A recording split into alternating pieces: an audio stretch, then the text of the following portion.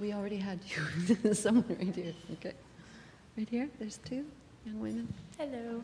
After hearing you speak about the many technical aspects of translation, I'm actually personally wondering how it feels to have really completed something so magical as this new translation. And also if you read it again and go back and go, oh gosh, I wish we hadn't done it that way, or what your relationship is to the text now.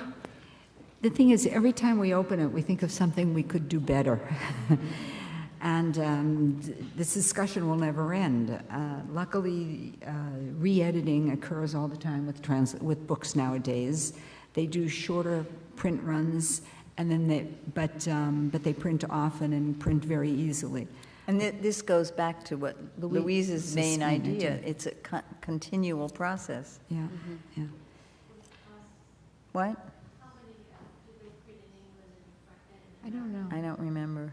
I don't know. We're the worst of our edition. We don't really remember.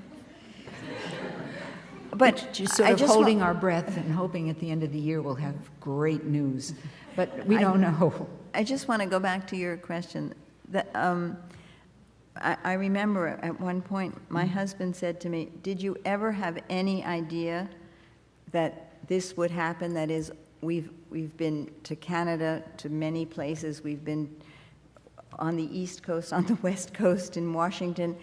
And no, I said, I had no idea. I never thought about it. I never thought of, we thought about before, but we never thought about after. The thing is, it makes us very happy because it's true what we said about it sort of mirroring our own lives. Because Betty Friedan's book came out the year after we graduated from college. I mean, we grew up with this movement, and we have always been very committed to the feminist movement. We've done a lot of things in our private and political lives that have been feminist. Let's call a spade. And we're thrilled that this translation gives the ideas that are in this book a new platform. What changed your thinking, perhaps, to be so close to this book? We don't even go to see an opera anymore. That we don't see Simone de Beauvoir.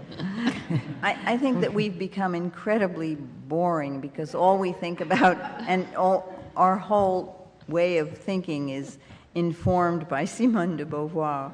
And also, Connie said before about being interested in philosophy. We now buy philosophy books. Magazines. We listen to France Culture's program on philosophy on Friday mornings.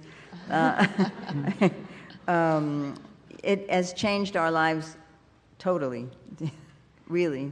But from a very realistic point of view, we are also very critical of society because we think that that women have made tremendous progress since 1949. There's absolutely no question about it. But we're horrified and shocked at some of the traps and the backtracking. It's true that are going on in our society now, and it seems that every time any part of the women's movement makes an advance. Well, in France, what is the expression? Deux pas en avant? No, trois pas en avant. Yeah. For every 3 steps you make, you take 2 steps backwards. And I think that that's really very distressing. And that's exactly what she talks about. So we're more aware of it now. Can you give a specific example of that? Yeah. This whole movement about boys these days, that boys are neglected because there's too much attention given to girls. That there are too many women graduating from college and not enough men. What's wrong? What happened? How did this turn around? Do women have too many exceptions that men don't have anymore? To me, that's a frightening attitude that I see because I just came to the United States and suddenly became more and more aware of it.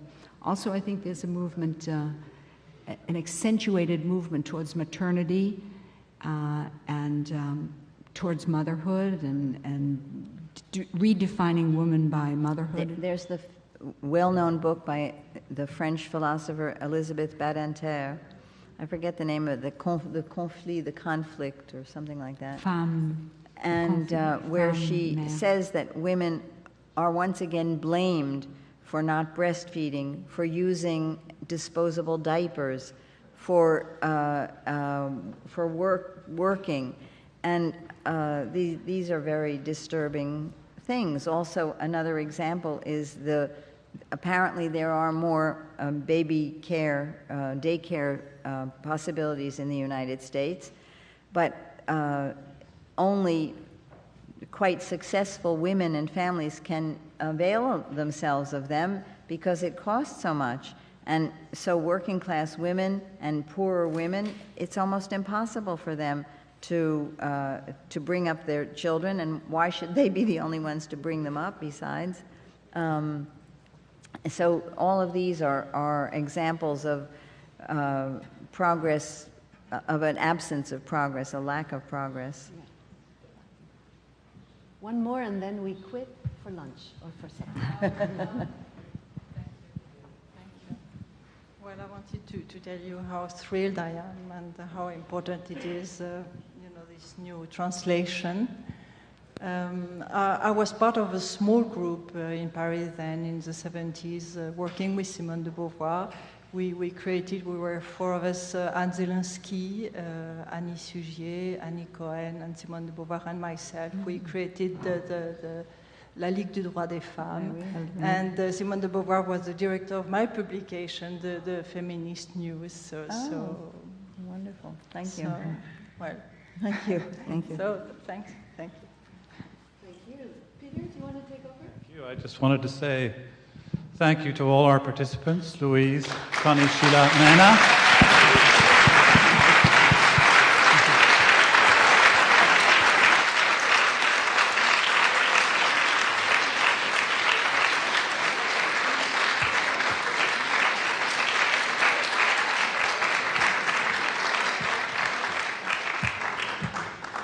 You have provided tremendous insight into the work of the translator. Thank you very much. We have a reception. I encourage you all to stay, everyone.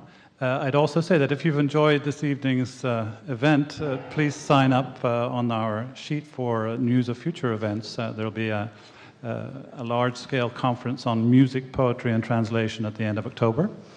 And if you want to know more about that, just sign your name and email or speak to anyone wearing a name tag who can help you with that. Thank you all for coming. Mm-hmm.